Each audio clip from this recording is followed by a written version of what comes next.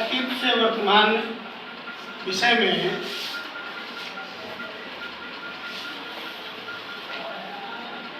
आपके लिए निर्धारित पाठचर्या जो है अंग्रेजी शासन के खिलाफ संघर्ष 1857 का विद्रोह, इस पर हम लोग चर्चा करेंगे।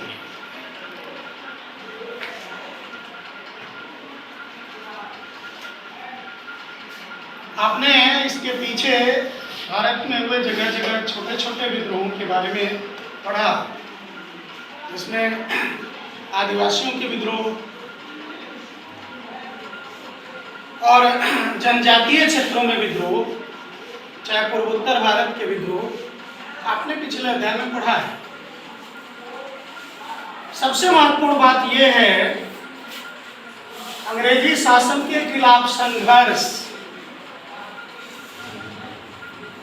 और आगे ये जो आपके पाठ्यचर्या में लिखा गया 1857 का विद्रोह, ये थोड़ा सा आपके दिमाग में भी ये बात जा रही होगी कि विद्रोह क्यों लिखा है, संघर्ष लिखा है, फिर आगे विद्रोह भी लिखा है।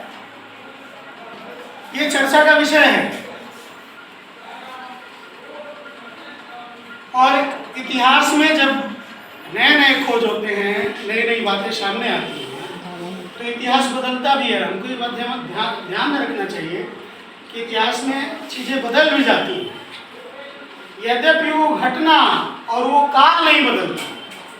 घटना वही होता है और वो समय वही होता है, लेकिन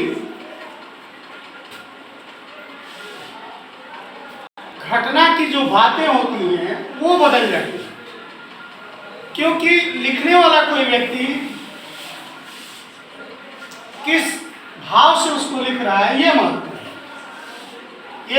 ये समय क्या है? 1857 हमारा देश गुलाम है, अंग्रेजों के अधीन है, और लिखने पढ़ने का ज्यादातर काम कौन कर रहे हैं?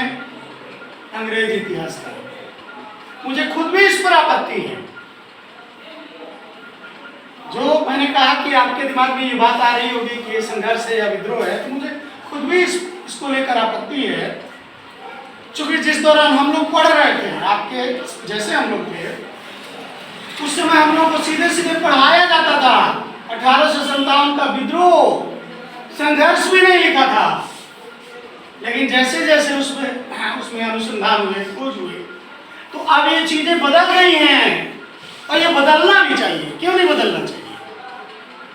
ये भारत का प्रथम स्वतंत्रता संग्राम है भाई, इसको बदलना ही चाहिए। ये भारत का प्रथम स्वतंत्रता संग्राम है।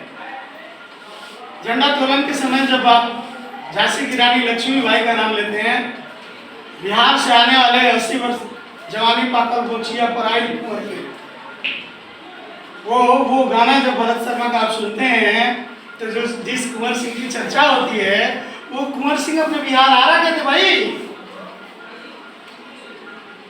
और उन्होंने उस लड़ाई में 1857 की लड़ाई में अपनी आहुति दी। संघर्ष के दौरान 3 मोर्चों पर अंग्रेजों को हराया, और एक छोटे जमींदार। तो मुख्य बात यही है कि ये संघर्ष था या विद्रोह, हम इस पर बात कर रहे हैं। तो आपके दिमाग में ये बात आ रही होगी कि ऐसा क्यों है?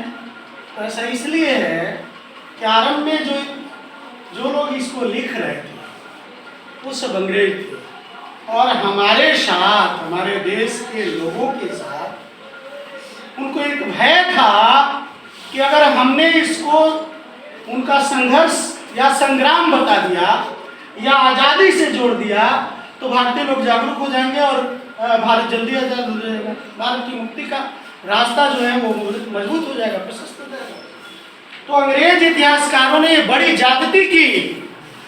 अंग्रेज इतिहासकारों ने इस चीज को छुपाने की कोशिश की। मैक्स मुलर जैसा इतिहासकार, उसमें मैक्स मुलर ने भी इस बात का जिक्र किया कि ये कोई सीधे सीधे अंग्रेज इतिहासकारों ने कहा कि नहीं, किसी ने कहा कि ये हिंदू राजाओं का विद्रोह है, जमींदारों का विद्रोह है, मुसलमानों का विद्रोह है, भारतीय सैनिकों का विद्रोह है।